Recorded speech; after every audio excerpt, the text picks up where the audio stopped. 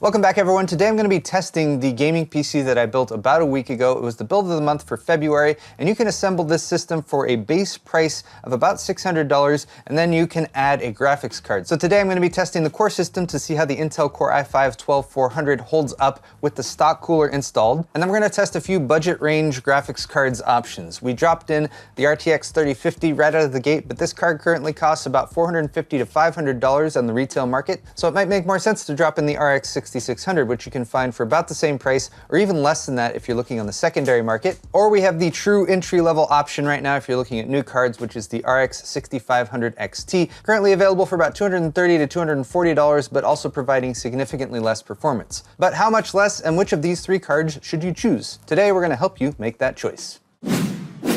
Excellent!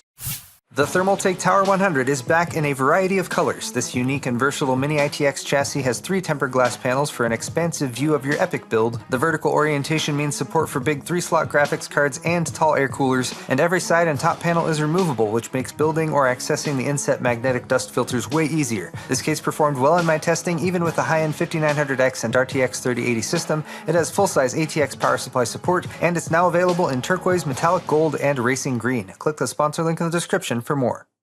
So if you guys missed it, I highly recommend you check out the build video for this system where I put it all together and talked a lot about the reasons why I chose the parts that I chose. But we're trying to build a budget system, which hasn't really been possible for like a year and a half now because of GPU prices. And even though a lot of you might say, Paul, $1,000 isn't exactly what I would call budget range, that's more like a mid-range system, I would say you're probably right, but we got to work with what we have for right now. And that's also why I'm including the 6500 XT, because around $200 for a discrete graphics card is what I would consider budget range. But of course, if you're looking at the 6500 XT, don't forget to also check the secondary market for something like an RX 580, because you can often find those for pretty cheap and the performance is pretty comparable to the newer card. Once the system is put together though, we got to do a couple quick setup things. So the first thing I did was went into the UEFI, or the BIOS, and I updated it to the latest stable version that's available. And then I went and enabled the XMP setting for the memory. This memory is DDR4 3200 speed, CAS latency 14, which is actually a pretty speedy kit. The kit that I recommended in the video description, which has all the links to parts that I would recommend you guys build with, is DDR4 3600, but it actually has a little bit looser timings.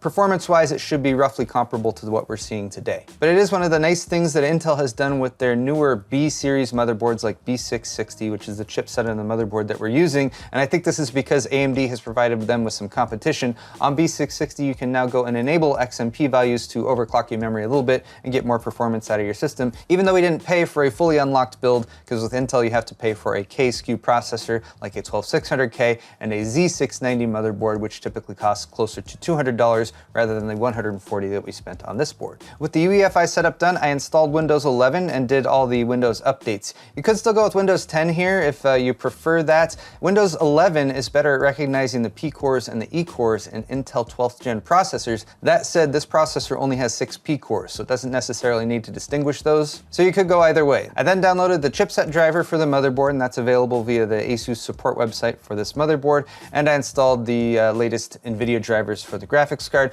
And that's just some basic setup so we can start running some benchmarks and get some numbers. So I then ran a stress test. This is the system stability test from IDA64, and it has been running for almost a half an hour now. That has allowed everything in the case to get as warm as pretty much it will possibly get, and to give us an idea of whether our stock cooler is performing up to snuff. We can see here all of our core clocks, and this should be running at 4 gigahertz across all cores, and 3.99 gigahertz is close enough for our purposes. We're hitting 4.4 gigahertz max on a single core. It will only do that when it's using a couple cores, and the system stability test is using all the cores, which is why it's running at 4 gigahertz. And then down here we can see our core temperatures. When I first started the test, it was getting to about 55 degrees Celsius, but after everything warmed up in the case, it got a little bit warmer than that. We've hit 80 degrees Celsius max on a single core. That was on core 2 right here. However, you can see as the stress test is running, they're actually more in the low 70 degrees range, maybe 70 to 75 degrees Celsius. And with the stress test situation, that's perfectly fine for our needs. If we wanted to lower that temperature a little bit,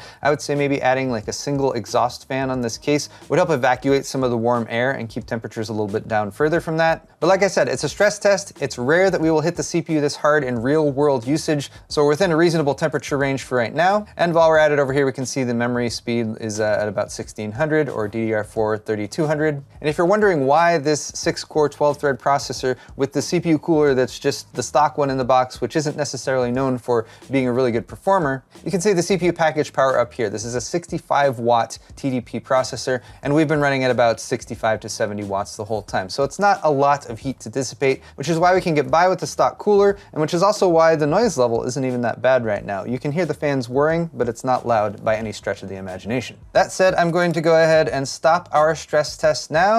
If you're interested in more testing on the 12400 specifically, I'll post some links to some reputable reviews down in the description below, so check that out, and we are going to move on and set our sights on the graphics card solution down here. If you watched the build video, you know we already have the Zotac RTX 3050 Twin Edge OC installed, which is a 3050 with a modest manufacturer overclock. So we're going to run that through a handful of gaming tests, and then we'll swap in the 6600 and the 6500 XT, and we'll see how those perform too. Transition. Okay, some time has passed. We stopped and had some lunch, and we've run a set of tests on these 3 graphics cards to decide which one's the best. Something that I noticed as I was swapping these in and out, and one thing I should note, is that if you are swapping between different graphics cards, especially if you're swapping between an NVIDIA graphics card and an AMD graphics card, it's always best to restart into safe mode. Then you run DDU, or Display Driver Uninstaller, in order to completely wipe the old driver off your system. Then you swap in the new card, boot the system back up, and then you can install the latest driver for whatever card you just installed. And in case you're wondering, for NVIDIA, we're using driver 511.79, and for the 6600 and the 6500 XT, we're using the AMD Radeon Software Adrenalin 22.2.2, because it's February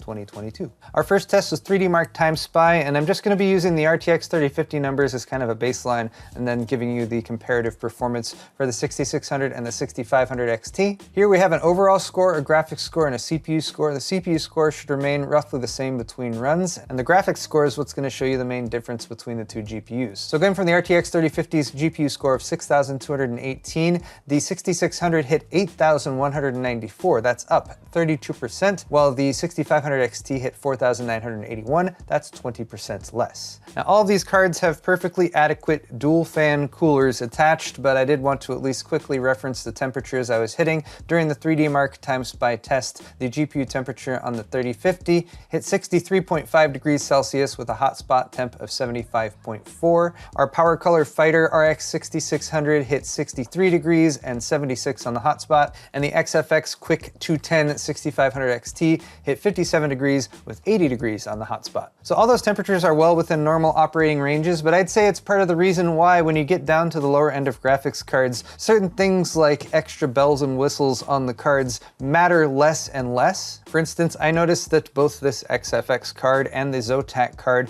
ship with back plates on the card and maybe heatsink cooling designs that look slightly more premium than this sort of more base model RX 6600, which doesn't even have a back plate. But as I will hopefully continue to demonstrate, it doesn't really matter about the bells and whistles or extra aesthetic features of the card. All that really matters, especially at this level, is the performance. So moving into some actual games, we have Resident Evil Village. We're running this at 1080p with the balanced preset. We had an average frame rate of 118 FPS with the Zotac Twin Edge OC RTX 3050. The Power Color RX 6600 was able to push up to 170 average frames per second. That's 44% improvement for a card that costs about the same, or probably even a little bit less if you're looking at retail prices right now, where you can find the 6600 for around $440 to $460, whereas the RTX 3050 is going for $500 and up. The 6500 XT, meanwhile, hit 107.1 average frames per second. That's 9.2% slower than the RTX 3050. Dirt 5 is up next. This is also at 1080. All the games I'm running at 1080, by the way. And this is using the medium preset. The RTX 3050 got an average frame rate of 99.8 FPS. The 6600 XT hit 133.9. That's 34% faster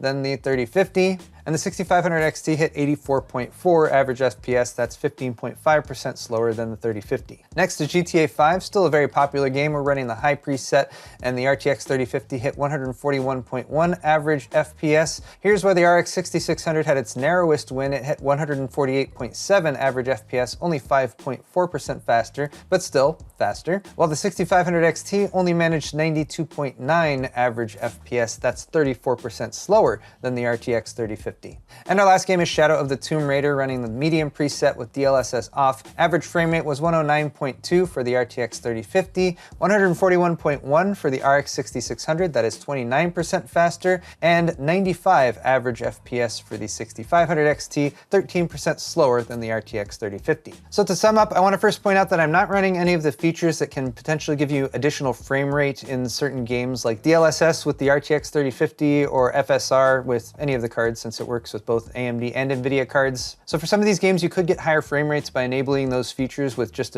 barely a trade-off in terms of image quality, but that's also not something we want to test if we're trying to get a raw performance comparison between the cards, which is why I didn't run that testing. I do feel like these benchmark results validate my stance that the RX 6600 is kind of the best bang for the buck in terms of a budget or slightly more towards the budget end graphics card right now. In particular, if you're looking at the secondary or the used market, where these cards can be found for as little as $400, but often more in the $420 to $450 range. And if you're looking for a little bit more peace of mind, you can actually buy them new as well from a retailer, where you might have a little bit better setup in terms of return policy or warranty coverage, and there you can find them for about $450 to $480. But prices have been dropping, and hopefully we'll see these prices continue to drop, because I feel like you should be able to build a system around the RX 6600 for less than $1,000, and if that came down to $900 or $800 even, I think we'd be in a much better situation for lots of people who want to build entry-level gaming PCs. The RTX 3050 put out decent performance. It's mostly overshadowed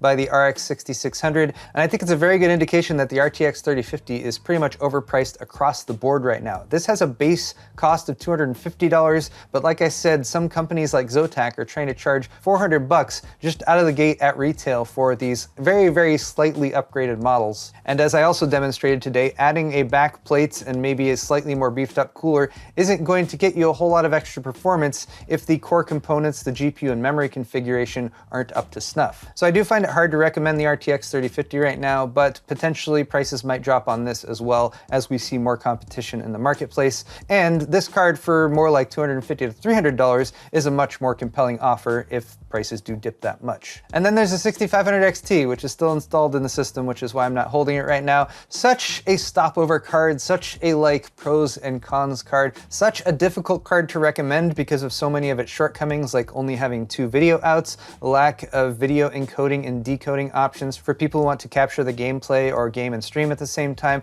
and the limitation of a PCI Express 4.0 by 4 connection. In this situation, we're running a 12400 and a new platform from Intel, so we do have PCIe 4.0 support, which kind of negates that one part of the downsides of the RX 6500 XT, which is that if you drop it into an older system with PCIe 3.0 only, it really hurts the performance. But for those who are on an absolute strict budget and can't go over about $800 to $850 for a build like this, it would be still the way to go. But if you can hold out just a little bit longer or save up just a little bit more, hopefully today's video has shown you what kind of a performance improvement you can get just by jumping up to the next level with AMD and going with a 6600. Or maybe, hopefully, if prices continue to drop, we'll have more options from NVIDIA in the $200 to $300 price range soon as well. As for me, I'm just really happy that at the beginning of 2022, I'm able to say, hey, here is a new build with all new parts that you can assemble for around $800 to maybe $1,050, depending on the amount of performance you're looking for and the budget you have to work with. And because of that, I'm overall very happy with this build, and again, links to all the parts I used are down in the video's description, as well as a link to my store at paulshardware.net, where you can buy shirts,